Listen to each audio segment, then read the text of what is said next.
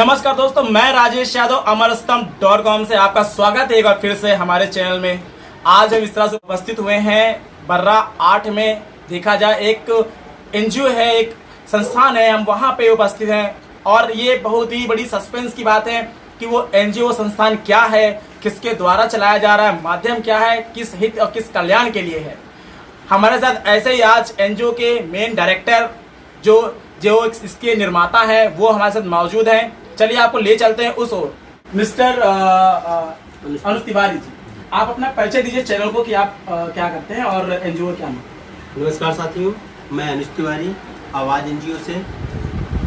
आवाज़ एनजीओ में अध्यक्ष हूँ और ये संस्था बनाने का मेरा उद्देश्य केवल सिर्फ और सिर्फ ये है कि कुछ झूठी पत्नियों द्वारा पीड़ित पुरुषों पे केस कर दिए जाते हैं। केवल मैं सभी महिलाओं की बात नहीं करता हूँ, सिर्फ और सिर्फ उन महिलाओं की बात करता हूँ जो अपने स्वार्थ और लालची स्वभाव के कारण अपने पति व पति के परिवार वालों पर झूठे केस कर देती हैं और उनसे एक मोटी रकम ऐंठने के लिए कई केस करती हैं, यातनाएं दिलवाती हैं। और आप सभी लोग तो अच्छी भली बात ही जानते होंगे कि हमारा देश लोग क्या समझते हैं कि पुरुष प्रधान देश है हमारा, लेकिन पुरुष प्रधान देश हमारा सिर्फ उस तरह ही है जिस प्रकार से कृषि प्रधान देश है। साथियों, अब बताने की जरूरत नहीं है, आप लोग समझ चुके होंगे कि हमारे देश में किसानों की क्या हालत है। बस वही हालत हमारे देश में पुरुषों की है, क्योंकि पुरुष प्रधान देश है, उधर कृषि प्रधान देश है। कृषि और पुरुषों की बिल्कुल एक स्थिति आज हमारे देश में आ खड़ी हुई है और इसीलिए ही हमको ये आवाज़ एनजीओ की स्थापना की है। और ये हमारा आवाज़ एनजीओ उत्तर प्रदेश के 28 जिलों में चल रहा है इस समय। जैसे कि इन्होंने बताया, आज हमारे साथ जो अनुज तिवारी जी हैं, डायरेक्टर ऑफ एनजीओ आवाज, जो पुरुष के लिए जो उठाते हैं, मौजूद। उन्होंने अपने बारे में बताया और 28 राज्यों में जो इसका संगठन का जो विस्तारण चल रहा है। अनुज जी, हमको ये शब्द बताइए कि जैसे कि मान लीजिए आपका जो 28 राज्यों में चल रहा है, आप पुरुषों के लिए खड़े हैं और आपने जैसे कि अभी बताया कि जो पीड़ित पुरुष महिलाओं या स्त्रियों के द्वारा होते हैं, जो पत्नियों के द्वारा जो प्रताड़ित होते हैं, लेकिन अगर देखा जाए कुछ पत्नियां भी ऐसी होती हैं जो कि अपने पति के द्वारा प्रताड़ित है, परेशान है, पति दारू पीता है और उसके आगे शाम को मारता है। बच्चों की पढ़ाई प्लस उसके एजुकेशन प्लस उसके रहन सहन में काफी प्रभाव पड़ रहा है। इस बात को लेकर आप क्या कहना चाहते हैं? देखिए राजेश जी, मैं इस विषय में ये कहना चाहता हूँ, मैंने सभी महिलाओं के लिए नहीं बोला है, कुछ महिलाएं इसमें हमारी क्या है कि हम पिछले उससे भी ले सकते हैं। सतयुग में हमारी सीता माता भी थी और शूर्पणखा भी थी। शूर्पणखा ने क्या किया कि अपने भाई का पूरा घर उजाड़ दिया, केवल क्या, सिर्फ और सिर्फ एक झूठ के कारण। क्यों? क्योंकि वो अपना स्वार्थ चाहती थी। मैं वही स्वार्थी औरतों के लिए कहना चाहता हूँ जो ये कार्य कर रही हैं, अपने स्वार्थ के लिए पति व पति के परिवार वालों को इन झूठे केस में फंसा देती हैं। आप फैमिली कोर्ट के चक्कर लगाइए, जाके आप कोर्ट जाइए, वहां पे आप एफआईआर निकालिए।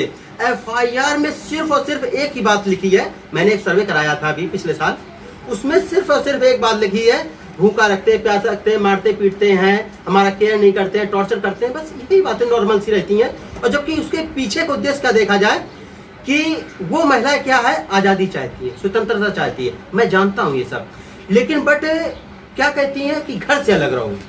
अब एक बच्चा है, पुरुष है, बताइए, अपने जो 30 साल माँ बाप के साथ रहा है, क्या वो 3 साल के रिश्ते को 30 साल के छोड़ देगा क्या माँ बाप को?